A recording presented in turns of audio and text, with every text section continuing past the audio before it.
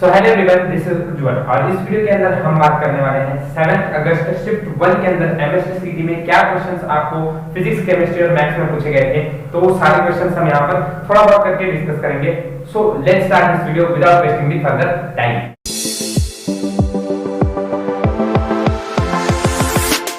सो morning shift की अगर बात की जाए तो केमिस्ट्री के अंदर से क्या क्वेश्चन पूछे हुए थे। फर्स्ट ऑफ ऑल देखा जाए तो which of the following is a branch chain. ठीक है, आपको इसमें ब्रांच चेन मतलब पॉलीमर से सवाल पूछा हुआ था। आपके ऑप्शंस हो सकते थे एलडीपीई दिया हो, पीवीसी दिया हुआ हो, पॉलीथिलीन दिया हुआ हो और इसमें पूछा गया है कि कौन सा इसमें से ब्रांच चेन है। सो वेरीफाई कि कौन सा क्वेश्चन है। अगर आपकी थ्योरी अच्छी तरह से क्लियर है तो ये क्वेश्चंस बहुत ही आसान आपको पॉलीमर से पूछे गए थे। नेक्स्ट क्वेश्चन था आईयूपैक नेमिंग बताना था। यहाँ से बहुत सारे सवाल आईयूपैक नेमिंग के आपको आए हुए हैं।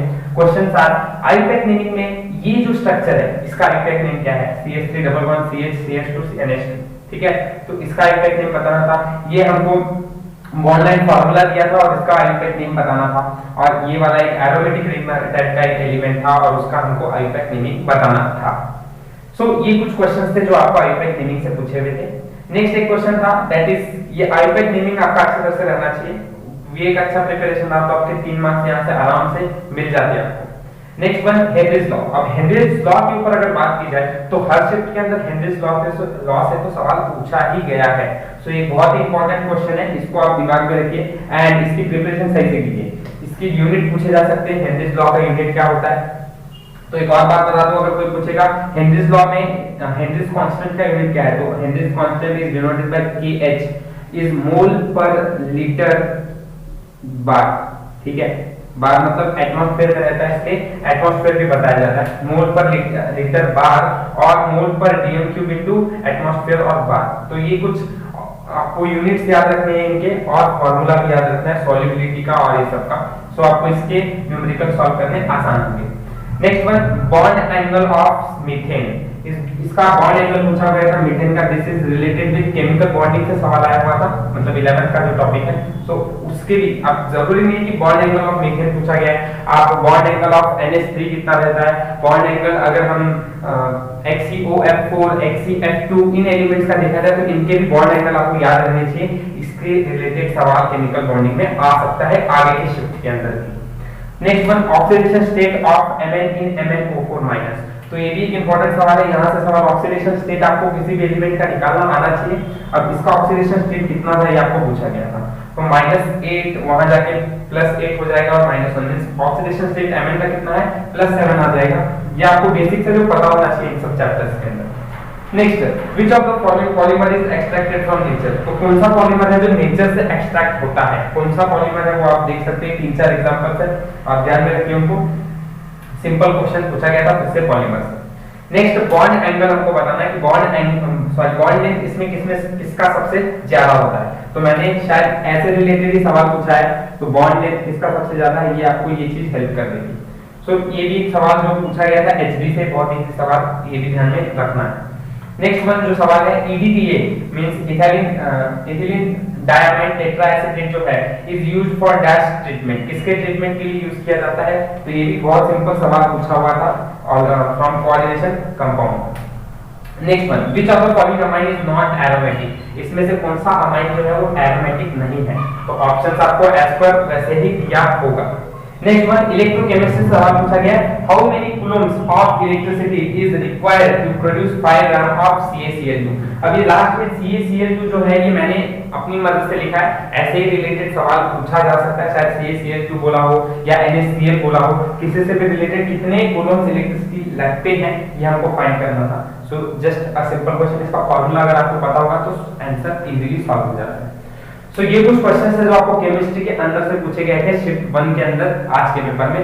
नेक्स्ट वन जो सवाल है द मैथ से क्या-क्या सवाल आए हुए थे। तो मैथ से थोड़ा सा आज का पेपर बोला जाए थोड़ा डिफिकल्ट लेवल का था मैथ्स, तो थोड़ा मुश्किल है मैथ्स में स्कोरिंग करना आज के पेपर में। बट कोई वरी नहीं कि सबका ही पेपर हार्ड जाने वाला है, तो उसके हिसाब से परसेंटाइल आपकी डिसाइड होगी। सवाल क्या पूछे गए थे मैथ्स के अंदर। सबसे पहले angle between a line with direction ratios 2:1 and line joining 3:14 and 7:12 is. So इसका एंगल बताना था। अगेन एंगल मतलब a1a2 b1b2 c1c2 upon under root of a1 square b1 square c1 square sin a2, उसके लिए भी formula बन जाता है। और आपको इसके बीच का एंगल फाइंड करना था। तो एज इट इज एक सिंपल सवाल पूछा गया था, इतना डिफिकल्ट क्वेश्चन ये नहीं था।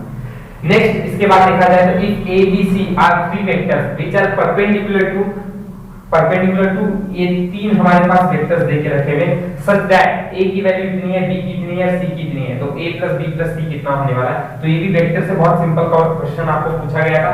एज सिंपल आप इसके पोजीशन वेक्टर निकालकर आंसर को वैल्यूज को पुट अप करके आंसर निकाल सकते हैं। तो एक बहुत इजी सवाल था। एक ये दो क्वेश्चन जो थे इजी थे, मैथ्स 1 से तो और सवाल इजी ही रहते।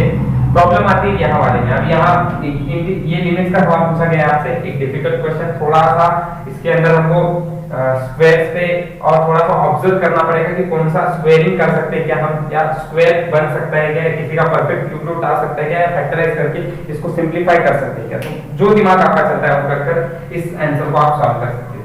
नेक्स्ट यहाँ से लॉग टेबल, ट्रुथ टेबल से भी बहुत इजी सवाल पूछा था। अब ये मुझे एग्जैक्ट नहीं पता है कि यही सवाल था। आई थिंक शायद इसके ऊपर कॉन्ट्राडिक्शन, कॉन्टिजेंसी या मतलब कॉन्ट्राडिक्शन है या कॉन्टिजेंसी है या टॉटोलॉजी, ये शायद बोला हो, या फिर दूसरा टेबल पे इसकी वैल्यू किसके साथ इक्विवेलेंट है ये भी बोली जा सकती है। तो ये ट्रुथ टेबल पे सवाल आया था। ऐसे दो सवाल आए हुए थे बट मैंने एक ही लिखा है, सिंपल क्वेश्चन रहते हैं ट्रुथ टेबल से। तो ये क्वेश्चन आपको मिल रहे हैं, तो ये आप अच्छी तरह से प्रिपेयर करके जाए अगर आप आगे के शिफ्ट में हैं तो। नेक्स्ट इंटीग्रेशन का सवाल था। Integration of √1 - √(x) upon 1 + √(x) dx का इंटीग्रेशन क्या होता है। सो ये भी एक क्वेश्चन है सिंपल, थोड़ा आप प्रैक्टिस करके इसका आंसर, या फिर आपकी अगर इंटीग्रेशन स्ट्रांग है तो ऐसे क्वेश्चंस आपको सॉल्व करने में आसानी होगी, अदरवाइज इट्स डिफिकल्ट। आप पार्ट 1 पे ही ध्यान दें। नेक्स्ट वन, अगला cot अल्फा की वैल्यू कितनी है, sec बीटा की वैल्यू -5/3 है, then tan of alpha plus beta कितना होता है, तो ये वैल्यू आपको फाइंड करनी है। नेक्स्ट एक क्वेश्चन है मैथ्स का, ये 3 distinct numbers are chosen randomly from first 100 natural numbers, then probability of divisible by 2 and 3 is. तो दोनों डिविजिबल 2 और 3 से हो सकते हैं, ऐसा क्या प्रोबेबिलिटी है। तो ये प्रोबेबिलिटी से रिलेटेड क्वेश्चन था। फर्स्ट ऑफ ऑल किकरी से सवाल है। मैंने ये क्वेश्चन जो पहला क्वेश्चन आप देख रहे हैं gamma CP/CV, then the value of CP, ये सेम क्वेश्चन मैंने पहले भी 2016, 17, 18 में आया हुआ है, इसलिए मैंने एक सवाल इसके ऊपर एक वीडियो भी बनाया था। तो उस वीडियो को आप देख सकते हैं, वहां पे बहुत अच्छी तरह से मैंने कॉन्सेप्ट समझाया कि CP की वैल्यू आप कैसे निकाल सकते हैं, CP की वैल्यू कैसे निकाल सकते हैं, और दूसरे टर्म्स में अगर सवाल पूछे गए हैं आपको तो आप कैसे लिख सकते हैं या डिराइव कर सकते हैं फॉर्मूला को। उस वीडियो को आप देख सकते हैं, अभी कुछ दिन पहले डाला था, तो सी दैट वीडियो, उसके ऊपर सवाल सेम आया हुआ था। Next, which of the following is known as a universal gate. तो यूनिवर्सल गेट कौन सा है इसमें से, ऐसा बोला गया है। ऑप्शंस आपको क्या थे, आप ये दिया हुआ नहीं है, मुझे मालूम नहीं है, आप सर्च कर सकते हैं इसको, तो आपको आंसर कुछ ना कुछ तो पता चल ही जाएगा इससे। नेक्स्ट सवाल मैग्नेटिक मटेरियल से आया हुआ था, दैट इज m आपको मैग्नेटिक मोमेंट है, l एंगुलर मोमेंटम है। तो उन्होंने पूछा relation between m and L is, तो क्या रिलेशन होता है एंगुलर मोमेंटम के बीच में और मैग्नेटिक मोमेंट के बीच में, ये सवाल पूछा होता। इंपॉर्टेंट ये है कि अगर ये रिलेशन आपको याद रहना चाहिए, और मैग्नेटिक मटेरियल से मैंने बोला था कोई भी सवाल आ रहा है तो ये एक सही से पॉइंट है कि आप इसका प्रिपरेशन सही से कीजिए। इजी चैप्टर है, गायरोमैग्नेटिक का कांसेप्ट है, आप देख सकते हैं इसको।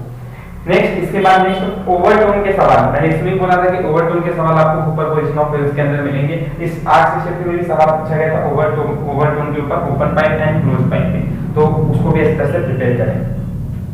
नेक्स्ट इसके बाद एलसीआर से सवाल आपको पूछा गया है एसी सर्किट में, तो वो भी एक इंपॉर्टेंट पॉइंट है। एलसीआर के क्वेश्चंस हर शिफ्ट के अंदर आ ही रहे हैं, तो एक इंपॉर्टेंट चैप्टर है, आप इसको सही से प्रिपेयर करके जाएं।